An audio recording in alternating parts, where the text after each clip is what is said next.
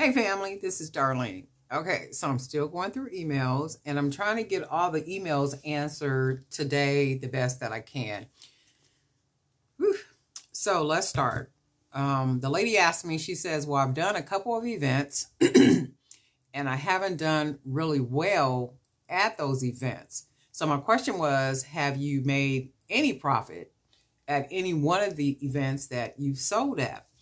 And she said, that she had, but it was barely enough to make up for what she paid for her space.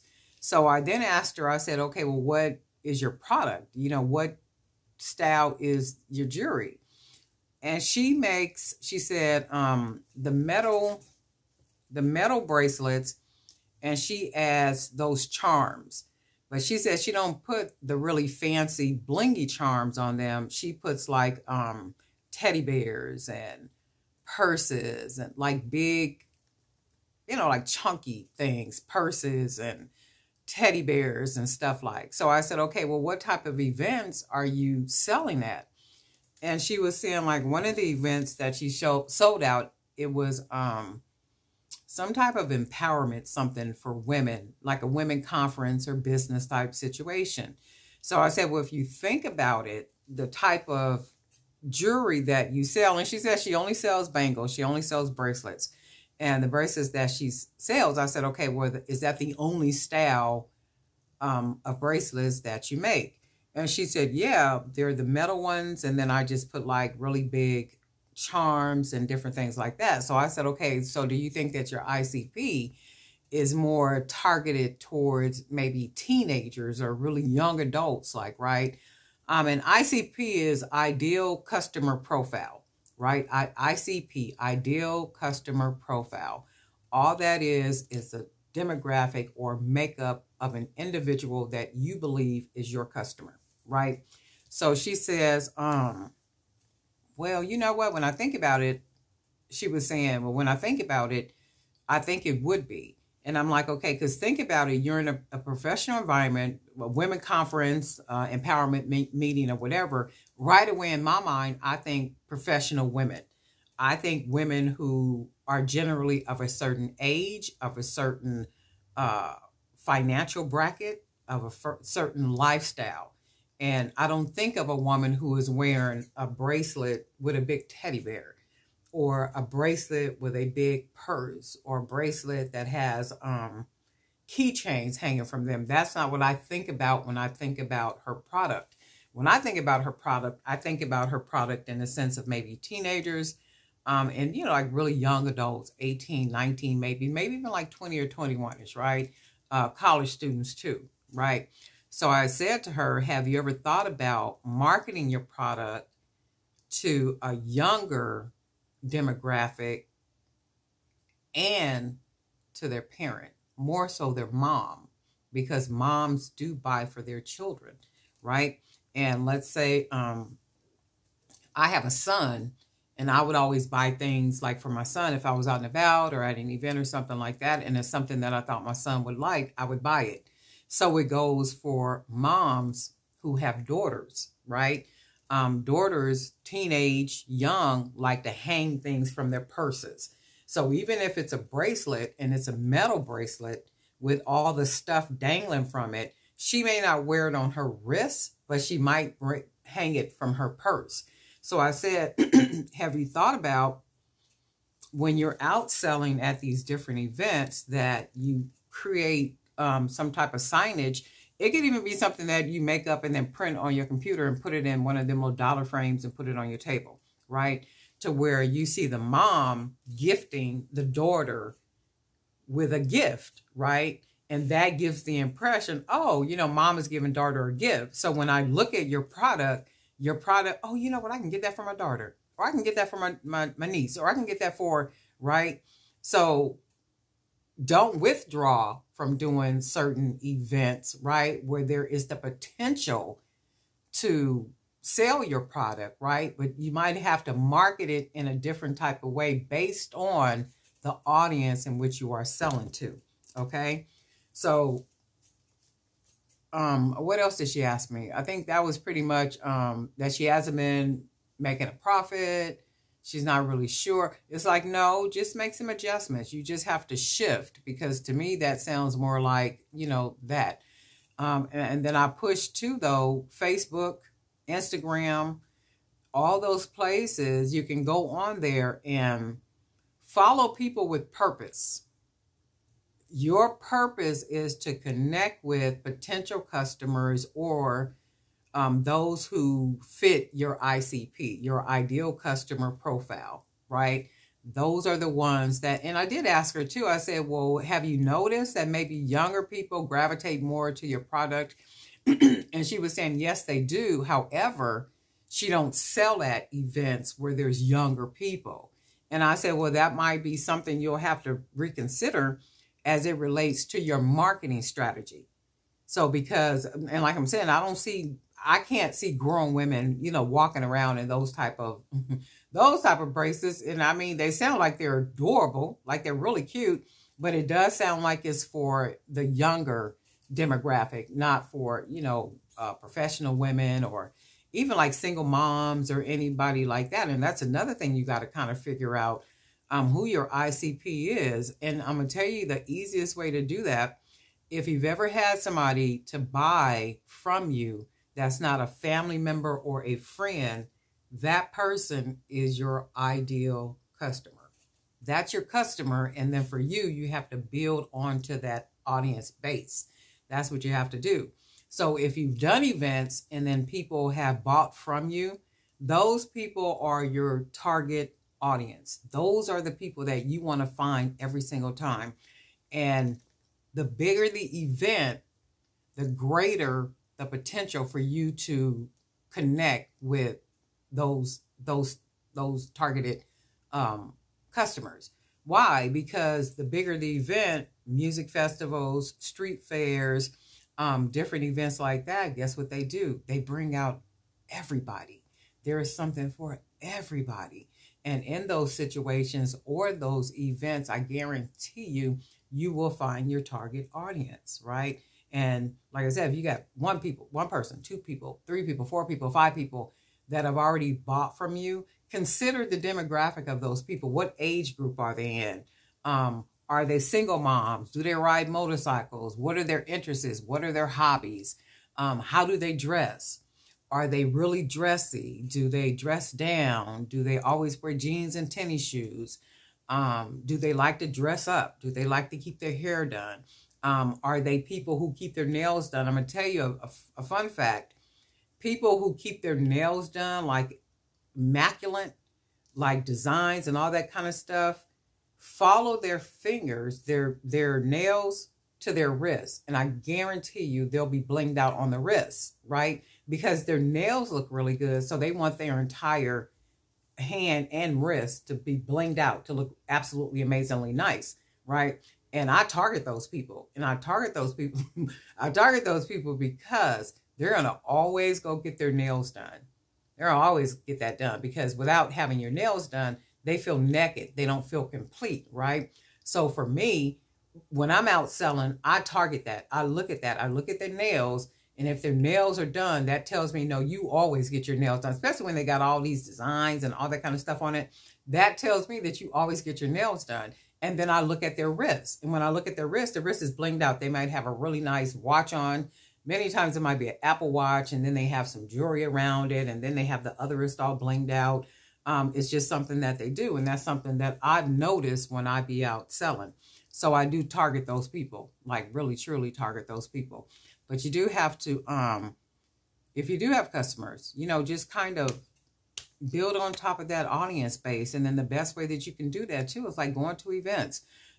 If you sell chunky jewelry, that's fashion jewelry, you can go sell at the cowboy hip hop swap meet, because chances are they're looking for cowboy stuff, cowboy hats, boots, belts. Them little things go around their neck with something on it, or, that they're not looking for fashionable anything, because that's not who they are. So that would not be a good place to go sell, as a vendor. That just wouldn't work out. Okay. And remember, before you go to any one of these events, you want to research them. And the best way to research is to go to their website, look at past pictures, go to their Facebook page, go to their Instagram, go to their TikTok, wherever they are on social media. Also, you want to go to Yelp. Go on to Yelp to see if there's any reviews that have been posted about that event, even the Better Business Bureau page, and like all these different things. You want to research that that event. And many times with those events, they will take a lot of pictures. They'll take a lot of pictures, and the pictures will give you a snapshot of what that event is all about. It'll show you the clientele that's there, the foot traffic. It'll just tell you a lot, you know, like if you want to sell there or not sell there, or, you know, if it's the audience, if it's your targeted audience, right? And I do happen to believe that at any event, in any place, there is a potential customer, because even though I may not wear cowboy boots, my husband does, right? So I can get him some cowboy boots, but I'm not there trying to find cowboy boots, right? I'm here because somebody asked me to come with them because they're here to do 1, 2, 3, or 4, right? So I do believe that there is a potential there to get a customer, but it's not, you know, chances are it's not going to be a long-term customer because they're not buying for themselves or anything like such. So just be careful too about the events where you choose to sell at. And then you want to make sure that the audience matches your product. And that's what I was telling the young lady. Chances are you're not profiting at these events because it's not the right target audience. It's not, you know, a place that you should be selling at. So you want to be very particular about, you know, those places that you sell at. And consider your already audience, the people that have already bought from you. What is it that they do? Their hobbies, their interests. How do they dress? Do they wear simple jewelry? Do they wear fashionable jewelry? Do they dress up just to go to work? Do they dress up to go to Sunday morning service? Do they go out over the weekends? Like, you know, who are these people? And then many times those people are us. Many times those people are us, right? So when I look at me, I say, okay, well, who am I as a customer? And then I look at the people who have bought from me, and I do see me in my customers in one way or another. A certain age bracket, a certain fashion style, you know, just certain things about them that I can, you know, I can pick up on and know that, oh, okay, well, my customer is 9 times out of 10 me, right? And they do have like little different strategies and things like focus groups and like data polls and all type of stuff that you can do. But a lot of that stuff takes money to be able to do. And it's more for like big companies that, you know, do those stuff. So as small businesses, we have to figure those things out kind of like on our own. And that might even be like on any one of your social platforms, doing a poll, you know, or just finding people on any one of those platforms and begin to follow them. And as you follow them, don't market to them, follow to them and maybe interact with them and, hey, nice outfit or whatever it is you want to say. And you know, that term. And another thing too, like for your profile picture, don't put you in the picture because you're marketing the product. So you can use a picture of your product as your profile picture, right? Because many times when people see a comment from someone that they're not familiar with, 9 times out of 10, they're going to go to your page to see who you are. And especially if you're communicating with them often or liking something often or just saying, hey, nice outfit, or you wear that really well, or things like that, they're going to eventually go to your profile page, right? So what does that begin to do? That begins to establish familiarity of brand. And that's what you want to do. That's another way that you can kind of find and hopefully build up your base of build up your base of customers. So there are little things that you have to do. I know there's a scripture that talks about it says something about by your brow, by the sweat of your brow you shall eat, right? It takes work. It takes a lot. And if it's something that you're wanting to do in the sense of establishing and building your business up, it takes work. You know, it takes work. You need some tools. And sometimes it's just one little thing, like that one little piece of information that will elevate you to the next level. That one little something. That's like with the lady when she was asking me, she was saying, well, I sell at these events and I'm not really doing well. Okay, well, where are you selling at? Right? Oh, no. Well, wait a minute. Your product sounds like it's a product for teenagers or young people, not for professional women. A professional woman better not be walking around the office with a big old banger on with some teddy bears and purses and stuff dangling from her wrist. She better not be doing that. Okay. So that's a certain demographic, a certain age, that is turned on by that particular type of product. And it could be the woman that is a professional woman may have daughters, and she can buy those products for her daughters because she may have teenage daughters that might be into that. So, that's something you have to market to the mom and to the daughter, right? So that's like two target audiences you're basically going for, because moms buy for their children and then teenagers, they buy for themselves. So that's like pretty much two, which is an advantage, I would think, because you have mom who buys for children or young people, and then young people who buy for themselves. So that would work out like really, really good for her. And then I was talking about strategy with her too, because she was saying like she's on social media. She's not really comfortable with social media. And I hear people say that a lot. But if you plan to do anything, you have to get comfortable with social media. And I'll say, well, what do you mean you're not comfortable with social media? What exactly does that mean? And many people say, well, I'm not familiar with technology, meaning that they're not technology savvy, like they really don't know the what, when's, where, hows of how to do certain things. And if you could just master posting information and pictures, master that first. Well, actually master taking really nice pictures, right? And then master posting pictures and good content. So when you put the content up, it's not always to be selling.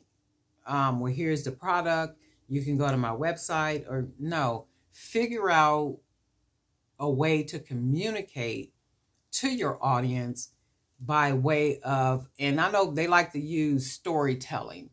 It doesn't necessarily have to be storytelling. It could be like positive quotes. It could be like some little special something that you like to say, or a couple little taglines that you like to add on, or giving information about the color red and what that means to you. And when you first saw this color red, what you thought, things like that. And then you can put the link down there. So if somebody is interested, guess what? They can go to the link. Or if you have the website, right, you can copy the link from your website and you can post that in, you can link that into your post.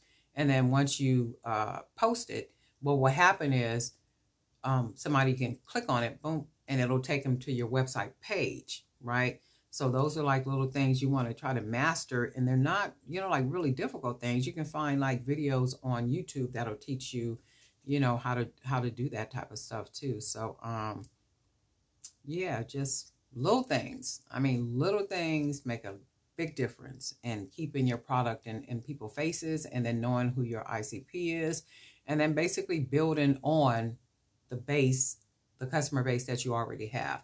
So if you already have a customer base, why are you out looking for a new customer base? You've already found out who your customer base is by way of these 10 people who have already bought from you that are not family or friends or anybody that even know you. That you were at an event or you were somewhere selling and they said, oh, I like that, I want that, and they bought it. Keep it in mind, jewelry is an impulse buy. I'm not going to jump in my car and go to the mall to buy a piece of jewelry. I'm just not going to do that. Not unless there's like this really special event that I'm going to. It's very elegant. It's very formal. All of that good stuff, right? Then you'll go to the mall and you'll say, okay, well, I need this really beautiful piece of jewelry that goes with this dress. The 1, 2, 3 is about that, right? So I'm not going to jump in my car just to go to the mall to buy some jewelry. It's if somebody is already at the mall or somebody is already out and about and they happen to walk by a place or, do something like such, chances are they'll mosey in and then they'll buy something, right? But it's impulse. You know, many times people are not even looking for jewelry to buy. If they're at an event and it pops and they like, ooh, I really like this. And see, that's when your selling skills come into play too. And I talked about that personality and, you know, your disposition when people do come to your table. Many times people don't even know that they like something. You know, they don't even know that they want to put a little small bracelet on and wear that every day and just be cute. You know, they don't know that. Not until you begin to start having conversations with them and then, hey, you could try that on, you know, or something like such. And then they look at it and it's like, oh, I like this. And then it's dainty, it's small, and it's comfortable. They don't even feel that it's on. So sometimes it takes you encouraging people to buy your product. So you can't always, you know, just kind of count on them to know what it is that they want, because many times people don't, especially people that don't wear jewelry, like, you know, single moms or even women that are very simple, that might work out a lot. They might be hikers. They might be those type of people. They're not putting on no heavy jewelry and they're not wearing a whole bunch of jewelry because their lifestyle doesn't permit that. So it's like sometimes you have to encourage those things, like, you know, and it takes a little work, that it does. But guess what? We're going to figure this stuff out, and we're going to figure this stuff out together. Okay, but there are a couple more emails that I do need to answer, and I'm putting them on video because chances are other people have the same questions. Jewelry by BDK is a YouTube channel where I do make jewelry and I do all those good things. However, there is a backside to all of this. And it's all about business. And I get enough emails in my jewelrybybdk@gmail.com. So if you do have a question or comment or anything, you're welcome to email me, jewelrybybdk@gmail.com. So I do have enough emails that come in that are talking about business more so than the jewelry making. Because I think a lot of people just kind of have the jewelry making part figured out. It's just, okay, well, how do I market this? How do I sell this? How do I make this work? Not only that, though, also in my Facebook. So I get just as many inboxes in my Facebook as I do for my jewelrybybdk@gmail.com website, right? So there's a lot of emails, and I've noticed there's a lot of emails about business. And that's good stuff. So every once in a while, you have to step away from that in which you normally do, and then you have to kind of answer, you know, those things, like give feedback for what people are asking you all about. And it makes sense to me. So hopefully you guys are learning something from the videos that I'm putting out. I had 2 days off, yesterday and today. I'm almost thinking about taking the next 2 days off too. Holla. But maybe next week I'll do that. Just to do the emails and then do these videos and stuff, and then hoping and praying that people are really getting some answers and getting some tips and all that good kind of stuff. Because it is more to it than just making the jewelry, especially if you're wanting to make a business out of it, right? So there is a lot, and I did mention the ebooks that are in my Etsy shop. I think it's 4 of them in there, and many of the questions that are being asked are in those ebooks. Not only answers to the questions, but there's a lot of extra information, you know, that will help you on a direction to business, especially that one, the business of a micro business manual and workbook. So that one is 59 pages, and that one is like really is full. It's full of information. And what I do is I try to keep it as simple as possible, and like keeping out business terminology in a sense, because it makes no sense for me to sit here and talk to you in business terminology when that is not who you are, what you do. That don't even make sense. Even Paul said, I come not with elegant speech, right? So why would one come with elegant speech if somebody is not even, that's not even a field that somebody is in. So why would you even communicate that way to people? Not saying that people are unintelligent or anything like such. It's just the simplest way of communicating is the best way to communicate. And I just happen to believe that in regardless to what you know, nobody is asking anybody to showcase their intelligence. Sometimes it's not even the place for that. You may know some things, but it's not the right place to be doing that.